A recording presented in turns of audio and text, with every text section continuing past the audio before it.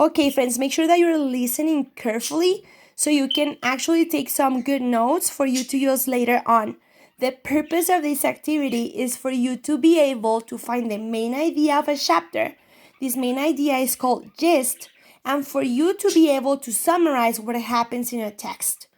These two skills are very important not only for fourth grade or not only for read alouds, but these are skills that you will use throughout your life. Whenever you're reading directions, whenever you're reading a book of your choice, whenever you're applying for a job, these are things that you will use. Not only in fourth grade, not only in fifth grade, middle school or high school. You will always use these skills to understand what's happening, even when you're watching the news. So it's important that you know how to find the gist of a story, and it's very important that you know how to summarize. Remember, the gist only has one or two sentences. A summary has transition words, and you are retelling the events that happen in a story. Okay, we're ready to start. Make sure that you're taking really, really good notes while I'm reading this chapter. Chapter 9, Chess. Chess, it's a game called ajedrez en español. Probably some of you have seen it. Some others probably haven't. If you haven't, please ask me to show you a picture right after this video is over. I'll be more than happy to show you. Okay, Chapter 9, Chess. Mrs. Margaret Chatham had been principal of Lincoln Elementary School for 18 years. She knew Mr. and Mrs. Allen because they had all served together on the building committee when the old Lincoln School was torn down and the new one was built 6 years ago. When she telephoned on the afternoon of October 1st to set up the meeting, Mrs. Chatham had asked Nick to be there too. It was 6:30 and she knocked, and Nick opened the door. "Good evening, Nick," she said, no smile. "Hi, Mrs. Chatham," said Nick, backing away as she filled the doorway. Oh, that's a really nice phrase to say as she walked in. As she filled the doorway. She was a large person, as tall as Nick's dad, with wide shoulders. Nick guessed she would play linebacker on... There she is. The game was not over.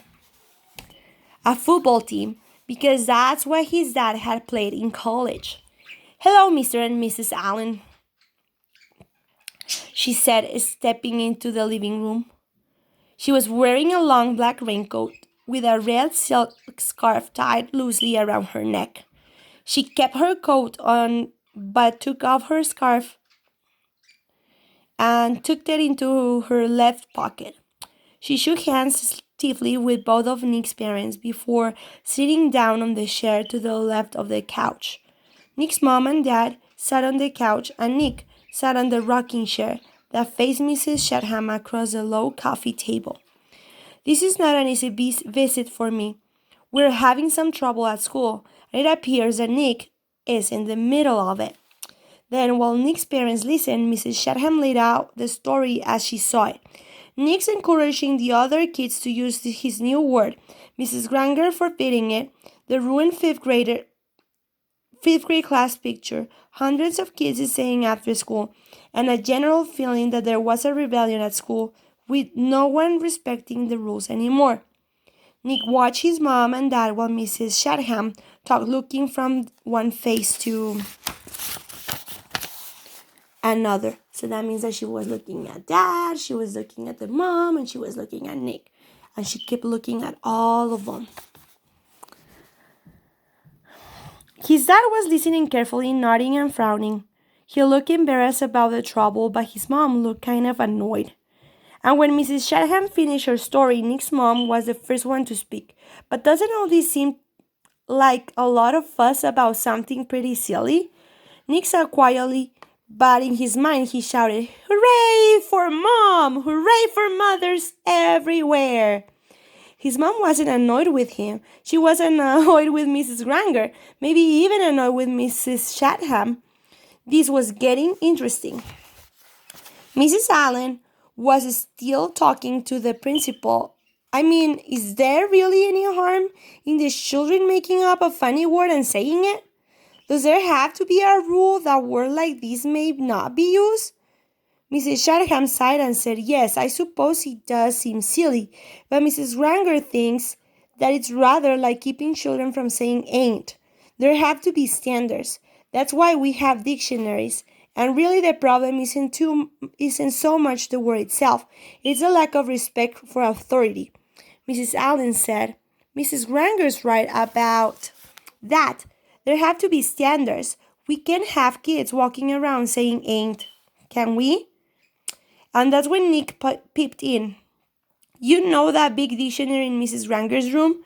The word ain't is right there in the book. I looked it up, and there it was. I don't see why I can use a word if it's in the dictionary. Mrs. Granger even said that her big dictionary was the law. Nick looked from face to face. Let's dump them all. He had just launched a first-class thought grenade. Well, yes, but, well, as I said, the word ain't, and even the word frindle, these are not the real issues here, said Mrs. Shadham. Mrs. Allen said, well, I think the real issue is Mrs. Granger's reaction to a harmless little experiment with language. It's an overreaction, don't you think so, Tom? And Mrs. Allen looked at her husband. It was Mr. Allen's turn to look from face to face to face. He was lost. Yes, well, sure, I guess so. I mean, it's not like anybody's been hurt. It's not like vandalism or stealing something like that. His sentence trailed off, and he rubbed his chin and stared thoughtfully through the window on the wall behind Mrs. Shadham. And while the three grown-ups sat there in an uncomfortable moment of silence, Ned had a sudden vision of what was really going on here. It was a chess game, Nick against Mrs. Granger. Mrs. Granger had just tried to end the game by using her queen, Mrs. Shadham, in her black raincoat, the Black Queen. Nick didn't know it until the attack was underway, but he had a powerful defender of his own. Good old Mom, the White Queen, and the game was not over. It would go on until there was a winner and a loser. Mrs. Shadham didn't stay much longer. There was a little more talk back and forth across the chessboard about how children have a right to explore new ideas, about the importance of respecting teachers and the work they do, about everybody needing to keep up standards and make schools a safe place to learn. Then Mrs. Allen offered Mrs. Shadham some coffee and banana bread, but she said no thanks, I really must be going now. She thanked Nick's parents and they thanked her. Nick opened the door and said, good night, Mrs. Shadham. Then the Black Queen put on her red scarf and walked off into the October twilight. Twilight es el anochecer. Nick, I think we'd better talk a little bit more about this, said Mom, sitting back down on the couch. If I find out that you have been disrespectful to Mrs. Granger or any other teacher at school, then you really will be in big trouble. I haven't been disrespectful. Honest. I did get everybody started using my word, but like you said, it's not hurting anybody. And I'm sorry if me and Dave and Pete got everybody to ask Mrs. Granger to borrow a Frindle. That was mean, I guess. But she started it by making kids stay after school and write 100 sentences just for saying my word once. All the kids like to use my word. It's just fun, that's all. Well, said Nick's dad, if he gets everyone upset and makes the principal come talk to your mother and me, then it must not be fun for everybody, is it? And I think you should just tell all your friends to knock it off right now. Tomorrow. Nick shook his head. I can't, Dad. It won't work. It's a real word now.